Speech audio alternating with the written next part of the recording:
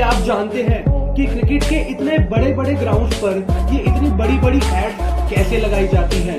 और हमारी गाड़ी के पीछे वाले शीशे में ये लाइंस क्या सिर्फ शो के लिए होती है? और क्या आप जानते हैं उत्तराखंड में आई सबसे बड़ी बाढ़ जिसमें सब बह गया, उसमें फिर भी केदारनाथ मंदिर को एक खरोच तक क्यों नहीं आई? और क्यों नाम पूछने के बाद ये लड़की हर आदमी को मार देती है? तो ऐसे ही कुछ मजेदार फैक्ट्स के बारे में जानने के लिए इस वीडियो को आखिर तक जरूर देखना और मेरे चैनल को सब्सक्राइब करना मत भूलना और साथ में नोटिफिकेशन बेल भी दबा दीजिएगा। तो बिना किसी टाइम गवाए ये वीडियो शुरू करते हैं।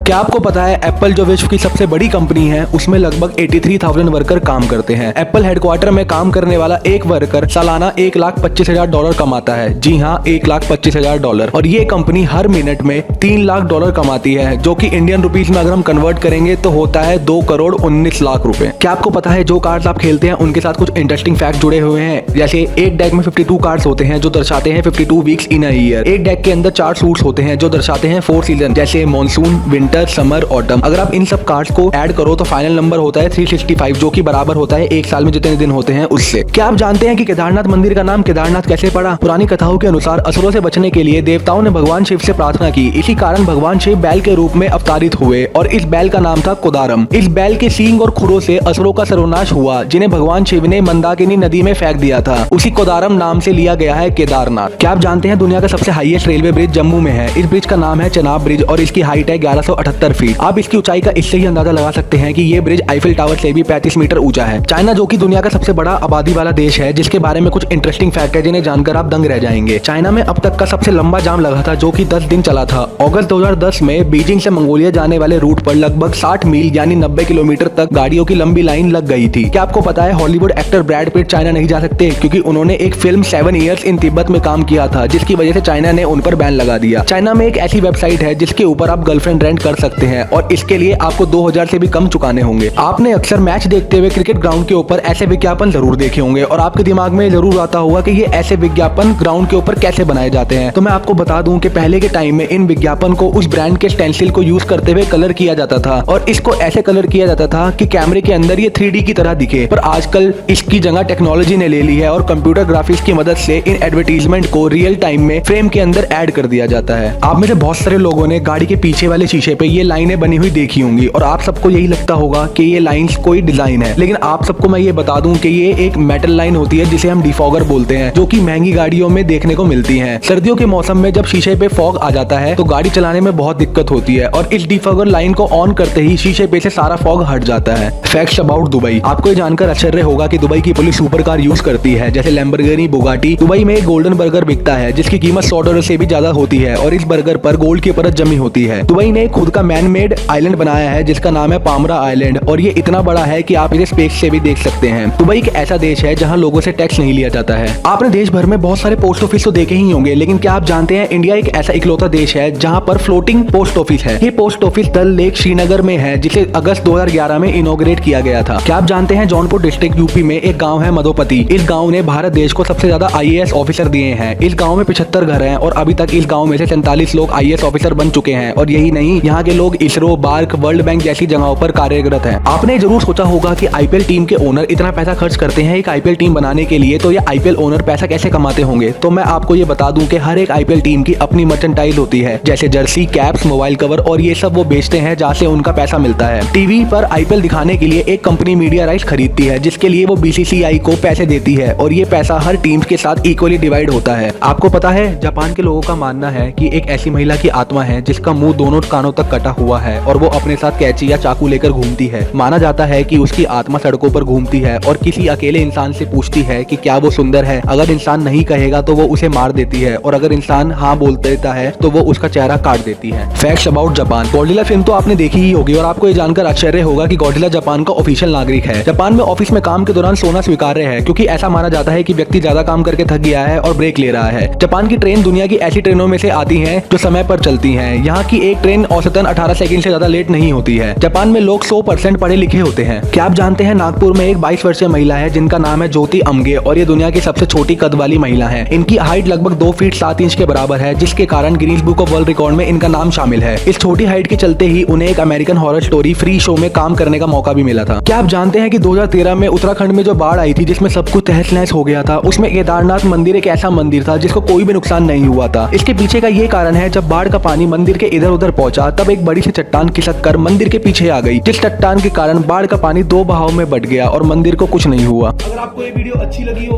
तो प्लीज इस वीडियो को लाइक करें और साथ में मेरे चैनल को भी सब्सक्राइब कर देना और साथ में नोटिफिकेशन बेल भी दबा देना ताकि आपको आगे आने वाली वीडियो की नोटिफिकेशन जल्द से जल्द मिल जाए।